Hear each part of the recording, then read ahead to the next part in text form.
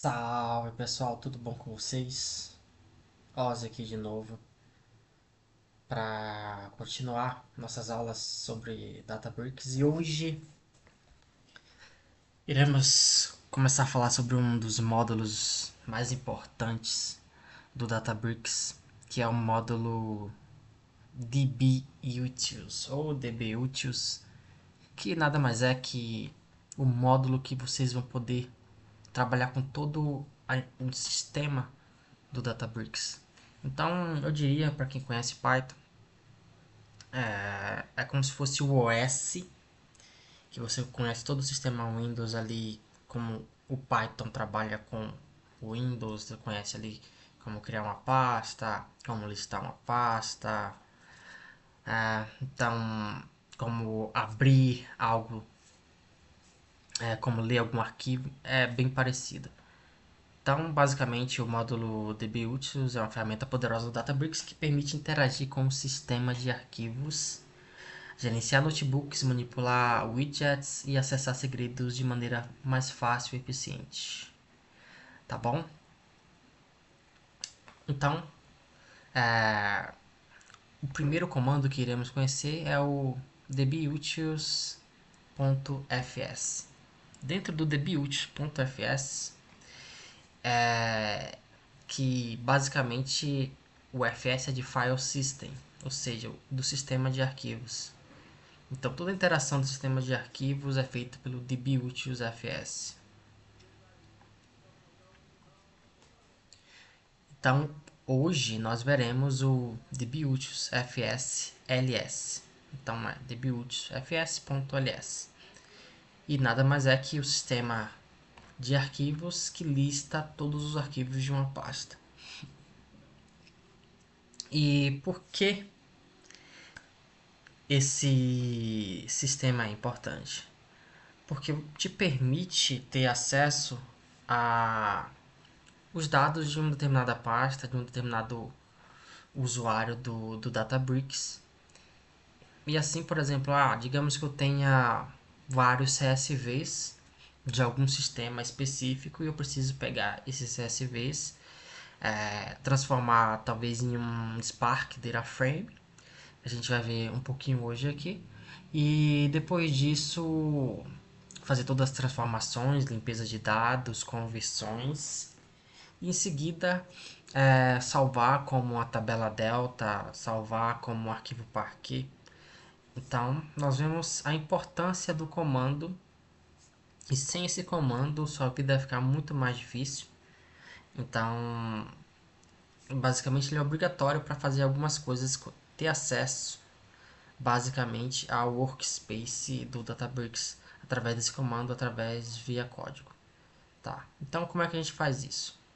Eu já coloquei aqui o pandas para a gente ter uma leve noção de como funciona, mas basicamente você vai precisar ter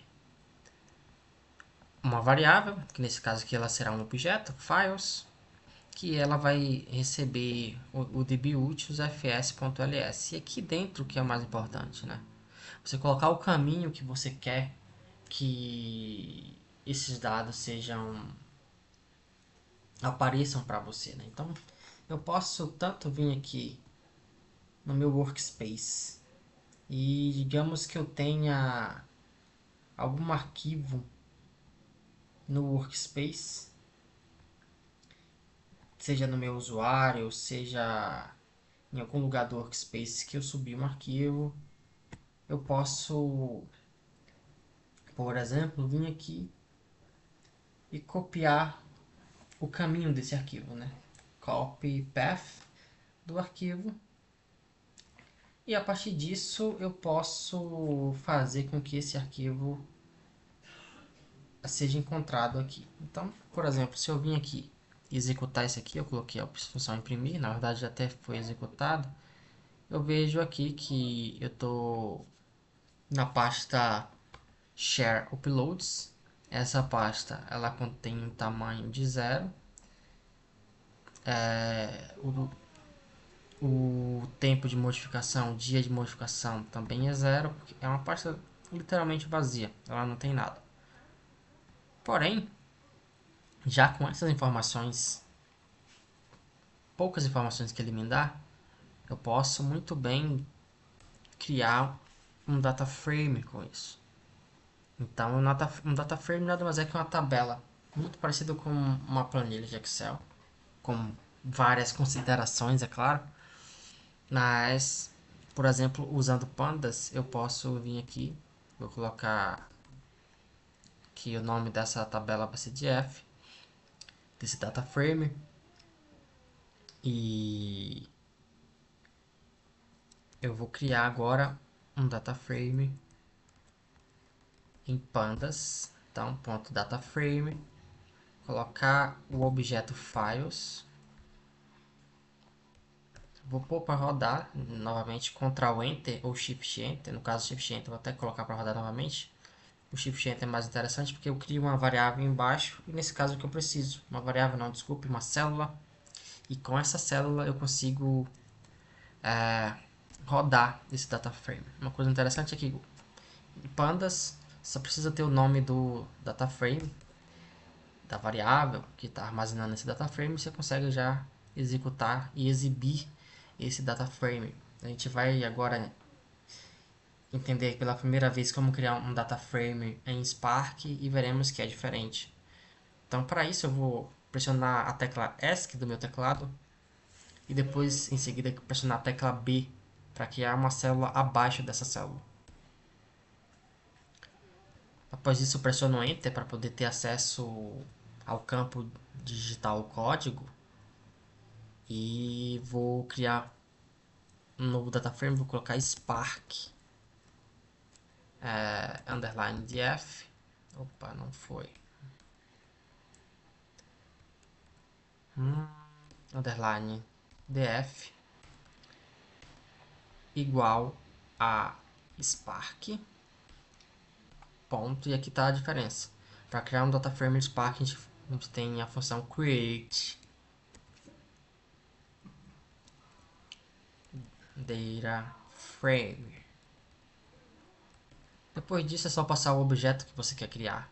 E uma coisa interessante tanto em Pandas quanto em Spark é que apenas com um dicionário ou uma lista, nesse caso aqui essa lista ela também tem dentro dela uma named tuple, fica fácil de, de você criar data frame desse jeito, tá? Então depois disso aqui é só apertar de novo. Agora eu vou pressionar Ctrl Enter e eu já terei um data frame em Spark. Diferente do Pandas, o data frame em Spark ele é imutável, ou seja, eu não consigo mudá-lo sem criar outro data frame. E aí uma técnica que a gente usa para fazer alterações, né, em um data frame em Spark é repetir o nome do mesmo data frame. Então aqui eu poderia usar o Spark underline df é igual a Spark underline df, e assim mudar eventualmente se eu quisesse fazer alguma mudança. E aí eu estou falando mudanças no sentido de deletar alguma coluna, adicionar uma nova coluna, alterar as informações de uma coluna, tá? Mas no momento só quero exibir como eu fiz com o outro. Então se eu vim aqui só digitar Spark df, ele não irá exibir como ele faz com pandas aqui em cima. Ele só irá exibir as funções, o nome das colunas. Então aqui eu tenho a coluna path, a coluna name, a coluna size e a coluna modification time. Ele só me dá isso. Por isso a gente tem que usar o método ou função. Aqui no Databricks a gente tem as duas. Essa é uma função do Databricks. Em cima desse Spark Data Frame a gente consegue obter os dados. Então se agora eu vim e com Ctrl Enter executar essa célula, eu tenho um data frame em Spark, a visualização desse data frame. Simples, não? Eu posso também fazer a mesma coisa. Então, de novo, eu pressionei ESC, pressionei B, agora pressionei Enter. E se eu colocar o display e dentro colocar o Spark underline df, eu vou obter exatamente o mesmo resultado. E aí vai ficar muito a vocês da praticidade de cada termo, às vezes como você está executando o código naquele dia, como você está codando, de repente você vai lembrar de executar o display como uma função, outra hora do display como um método, mas o resultado vai ser literalmente o mesmo. Mas se você observar o display como função, e aí é muito interessante isso aqui, a possibilidade que o DataFrame, que o Databricks tem de te mostrar o tempo de execução. A função ela executa mais rápido, tá? Então, idealmente seria a função a melhor maneira de você dar display. Basicamente, quando temos data frame gigantes, que é o objetivo do Databricks, né? Você ter data frames gigantes, você ter coisas gigantes, não vale a pena você executar esse tipo de display. Dependendo do data frame, não vale a pena nem você exibi-lo. Ali é você colocar um Spark DataFrame.sample que vai te dar uma parte do data frame e aí sim exibir. Enfim, tem outras técnicas, a gente vai ver aqui muita coisa interessante, mas basicamente é isso.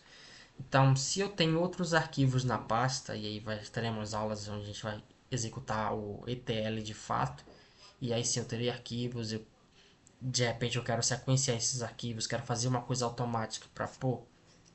Hoje ele sabe, o Databricks sabe que tem 4 arquivos. Se chegar mais um arquivo, eu quero executar esse código pegando só aquele arquivo, adicionando em uma tabela delta final. Então isso é totalmente possível, a gente vai ver por aqui. Mas hoje era isso que eu queria mostrar para vocês. Nossa primeira aula codando de fato. E vocês veem a praticidade que é o Databricks. Uma ferramenta que eu amo mesmo, porque ela te permite evoluir aquela análise. Ela é um Jupyter aprimorado. Você pode usar o botão Run All para rodar todo o código. Então, de repente, em um momento você já tem o código todo pronto e você quer dar o run final, você vai lá e coloca para rodar tudo de uma vez. Sem palavras para o Databricks, ferramenta maravilhosa e a gente vai aprender muito mais coisa. Continue comigo, isso aqui é só o começo. Temos muita coisa para fazer, temos todo o DBUtils para aprender, o DBUtils LS, FS e o LS a gente acabou de aprender agora, o FS tem outras coisas interessantes. Então é isso que eu tenho para dizer para vocês. Continue comigo e é só o começo, tá bom? Me sigam nas redes sociais, eu vou deixar meu LinkedIn abaixo. Em breve teremos o Instagram também do canal, então continue comigo, tá bom? Tchau, tchau, galera.